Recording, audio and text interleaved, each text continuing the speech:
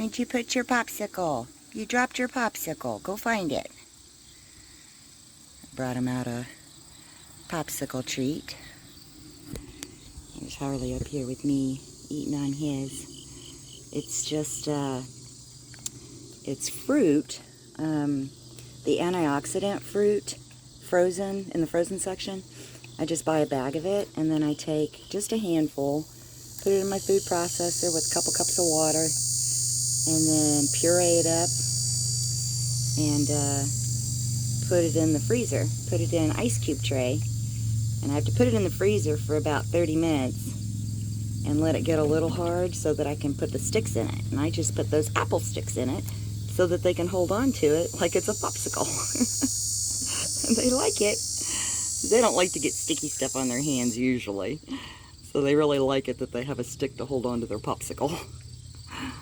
And those apple sticks, that's a question I get asked a lot. What are those?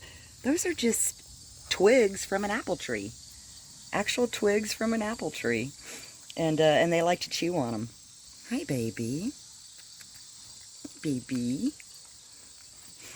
So they work really good, because then when they're done with their popsicles here, then they just chew on their apple sticks. So, so today's video is the beginning of our question and answer series, because it's going to take a few videos to get through them. There's a couple of them that I want to go into a lot of detail about, and today's is one of those. So today's video will be just one question with several answers to it. It actually has 3 parts to it that I want to go into detail about. So the question I've been asked the most over the last 5.5 years is, what are you going to do with them when they become adults and turn aggressive? And oh, he just went up there. Petey's up there with his. Now Petey and Hurley are both up there. I don't know where Nico went. Usually Nico comes over here with me. So, so what do I plan to do with them when they become adults and turn aggressive? Well, first part of that answer is that doesn't happen. They don't just become adults and turn aggressive. That is a misconception. And I'm going to explain that. What happens is, oh good, he came over here, so maybe I can come sit down. What happens is they turn into adults, and they want more autonomy. They want more freedom. They want to make some of their own choices. They don't want to be babied. Very similar to a teenager. A teenager is kind of in between there, where they still have to be monitored and they still have to be told what they can and can't do, but yet they're almost an adult. So it's kind of like that. And if I don't give them that, allow them to become monkeys and give them some freedoms and let them make some choices. If I don't do those things, then they are going to have aggressive tendencies. And yes, they are going to probably act out aggressively. And so people see that and they think, oh, they just all turn aggressive when they become adults. And that's not true. They don't just turn aggressive. So that's kind of something that I wanted to make sure people realize, that these guys aren't going to just turn aggressive on me. That's just not how it works. And that comes from my experiences, my research, and in talking to some vets about monkeys and their behavior in captivity as pets. So, yeah.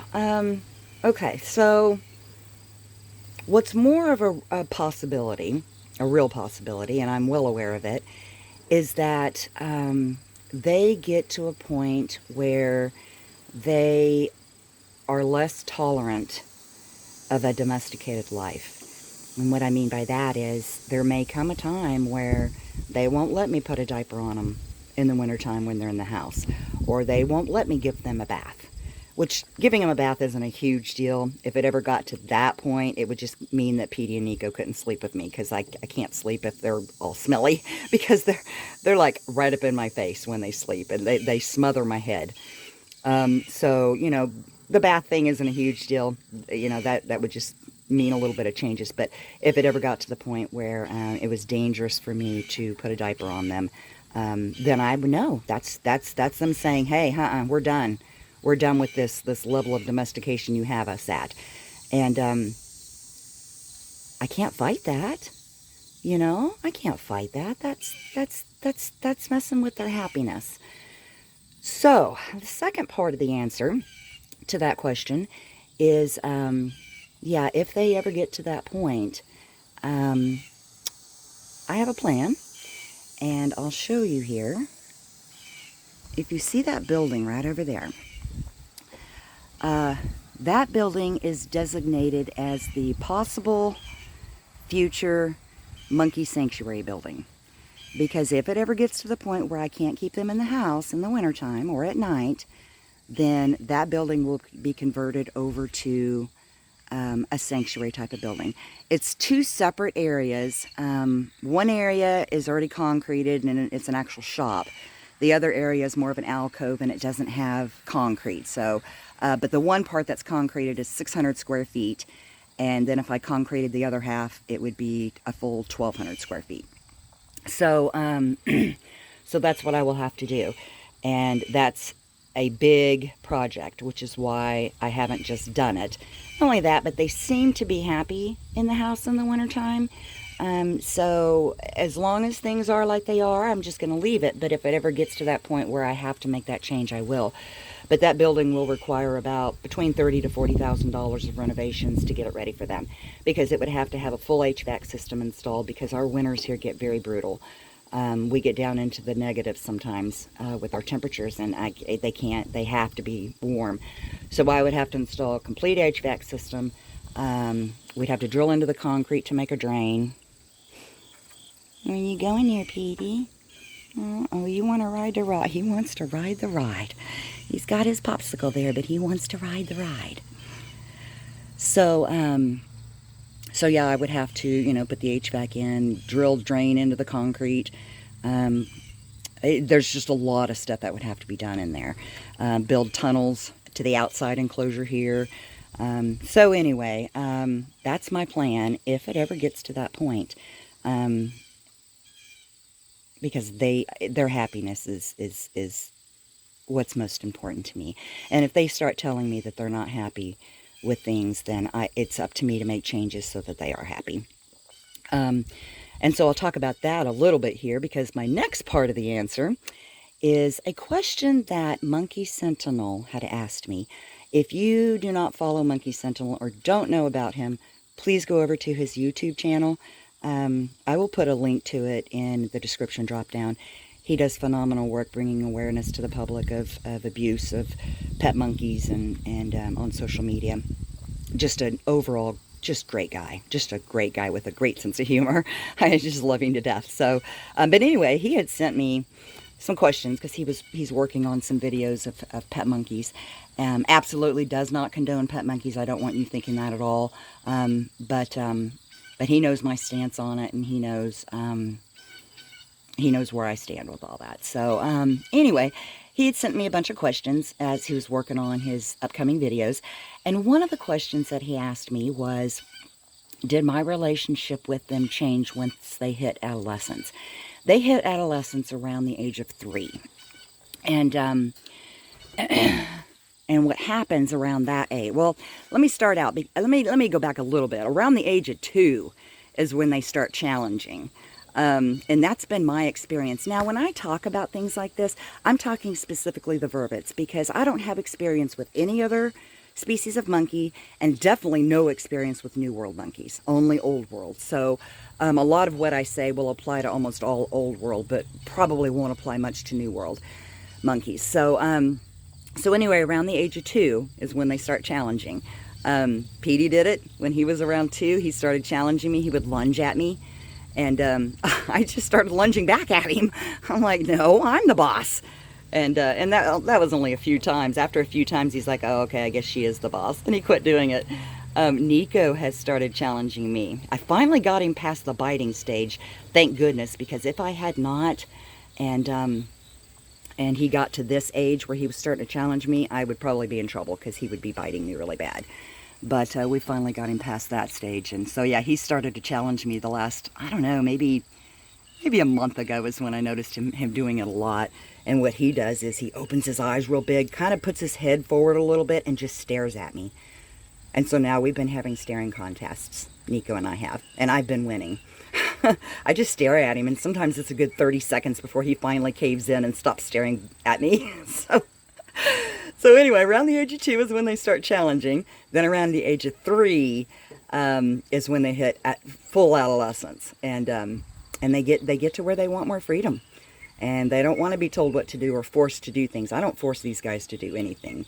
I have to coax them sometimes to do things, and sometimes things take a lot longer to do because they don't do it as quickly as I want them to, or they don't come to me as quickly as I want them to, or they don't cooperate as easily as I want them to. So anyway, did my relationship with them change? No. And the reason is because I changed with them. As they moved into adolescence, and started having changes themselves in their personalities and the way they reacted to things, I started making changes also. Changes in the way I do things, changes in my expectations of them. I do not put them in any situations where I would have to tell them no all the time, because that's a good way to get them against you. They don't want to be told no all the time. So I don't put them in situations like that. And it doesn't mean I don't tell them no. I do tell them no. You've heard me tell Harley no several times on video when he bites on my buttons, because he likes to do that.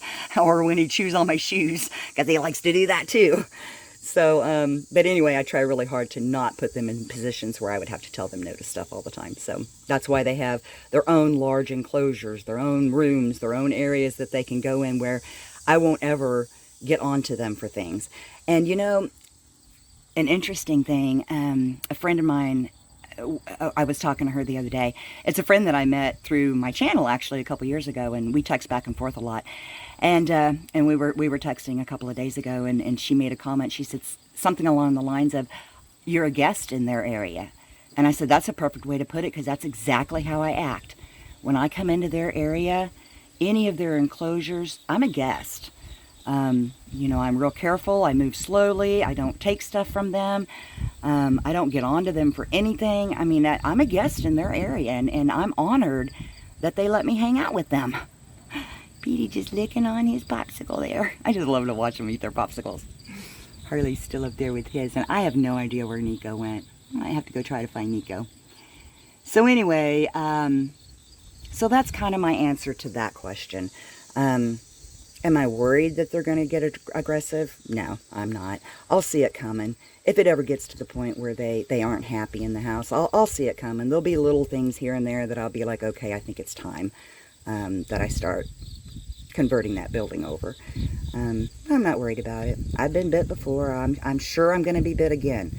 And I'll talk about bites in future videos. But it's going to happen, I'm sure. I'm not naive to think it's not going to. I'm going to see if I can find the Nico. There's Petey. He's just been hanging out with me. And Harley's still up in his spot. Let's see if we can find the Nico. Where did that Nico go? I don't know. He's not in the tunnel. He's not up there. Oh, there he is. He's way up at the top of that tree. Oh, and part of his popsicle just fell off his stick. So he had to go down there and get it. Yeah, see how he's kind of batting it? That's what they do if I bring them out here without the sticks in them. So that's why I started putting the little sticks in them so that they could hold on to them. Hi there, Nico. You want to come up on me? Yeah? And now Nico's up on me. Nico's up on me eating his popsicle. Yeah, he's a good boy. Are you a good boy there, Nico? Yeah. You like that popsicle? Nico just came over here and took Petey's. Petey left it on the counter on the duck here. And Nico came over. He's like, hey, another popsicle. He just took Petey's. Oh my goodness. Uh-oh, here comes Petey. There might be a fight over that popsicle. Let's see. Oh, and Nico just ran off. Petey's gonna go up there with Harley.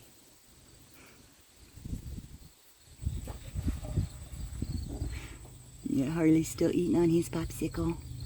Hey there, Petey. You left yours down here and Nico took it. Yeah.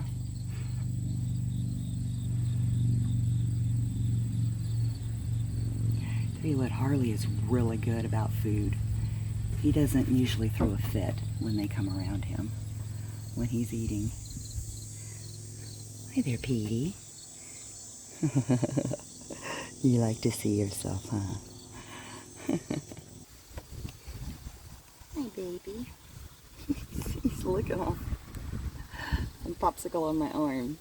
Ain't you licking off the popsicle off my arm? Yeah. You're such a good boy. You are such a good boy. You are. My baby Harley.